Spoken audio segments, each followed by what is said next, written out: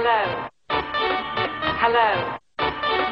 Hello. My name is Dee-Lovely. Hello, welcome to Dee-Lusions of Grandeur. My name is Miss Dee-Lovely. And today I wanted to begin by giving a shout out to somebody that has given me a shout out, and that is my favorite local publication, Volume 1. If you haven't read Volume 1, you don't know what you're missing. Either that or you've been living under a rock, but it's the true arts and culture publication of the Chippewa Valley, and they did a phenomenal article on me recently and the Dee-Lusions of Grandeur series, so I wanted to thank them here in the video for the wonderful work. Thank you so much to Betty Nikia, who wrote the article, and hopefully I'll post a link and you guys can see a little bit of it. So as we move forward with Dee-Lusions of Grandeur, my team that produces the show with me, we've been discussing what we could possibly start to address past cosmetics, because obviously makeup's only going to take us too far, and there are a lot of substantial things out there that we can discuss that will lend towards anybody that wants to create their own persona, or even if they're interested in just learning anything in general from a drag queen. And I have to admit, history is a really important part of drag and the art form. So we are going to discuss a little bit about that today.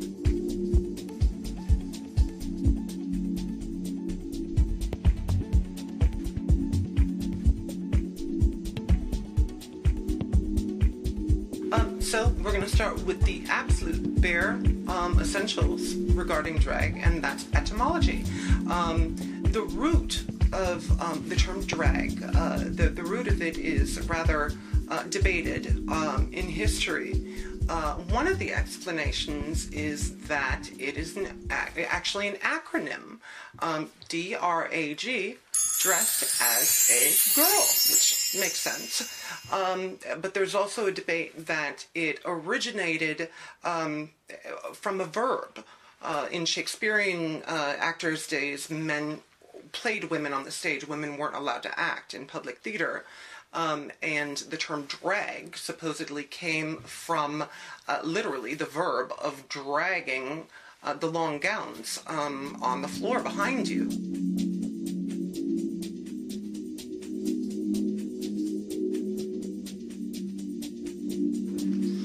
So,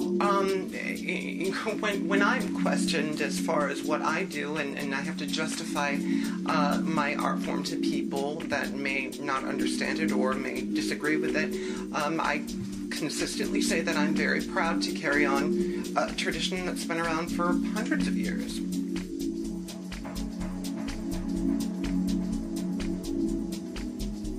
In discussing drag on a mainstream scale, there are a lot of proponents, even within the gay community, that for whatever reason would prefer to have the drag queens relegated to a less prominent role. Drag queens are always huge fixtures of pride parades, and quite often they're community spokespeople, but there are people that feel that the cartoonish mannerisms of drag are probably not best suited to a social movement that wants the mainstream public to take it seriously. And whenever I have somebody bring up this point, I do refer to the birthplace of the modern gay rights movement, and that is June 28, 1969, Stonewall. The Stonewall Inn is a gay bar in New York City's Greenwich Village.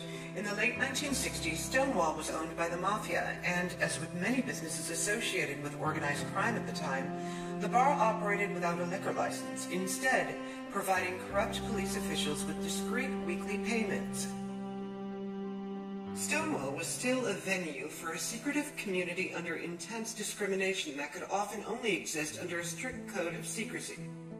This was an era of rampant social paranoia, when those suspected of being homosexual were placed amongst communists and other factions deemed un-American threats to society by Senator Joseph McCarthy and the U.S. State Department. Homosexuality was classified by the American Psychiatric Association as a sociopathic personality disturbance. The U.S. Postal Service was ordered to keep a list of addresses to which gay-pertaining material was sent. The FBI and police departments kept lists of known homosexuals, their favorite establishments, and their friends. With such strict practices of the federal government profiling the earliest gay activists, the state and local governments followed suit. Police raids on New York City bars that catered to a gay clientele happened on an average of once a month. The patrons were often arrested and exposed in the media. Police confrontations with those that appeared to be wearing any apparel of the opposite sex were especially brutal. The night of the Stonewall raid has become mythical in varied accounts of how the seemingly routine raid spiraled into violent chaos, but many consistently paint a symbolic picture of drag queens, many still grieving from Judy Garland's death days earlier, that after losing their dignity time and again at the hands of the police, had been pushed to their limits and decided it was time to fight back. Some stories tell of bricks being thrown by men with lipstick smeared across their face by violent face washings in tubs of ditch water. Others fondly recall a kick line formed by the East Village crossdressers amongst the paddy wagons. It was the first symbolic happening that basically brought gay rights and equality for all people into the mainstream eye. So when people inside the gay community say, well, we would rather get to a point in our history where drag queens aren't prevalent and they're not our spokespeople, and that they're not at the forefront of that something as important as human rights, I remind them that, hey, you know what?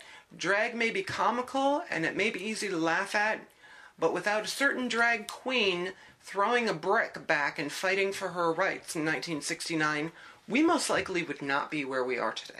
Hello. Hello. Hello.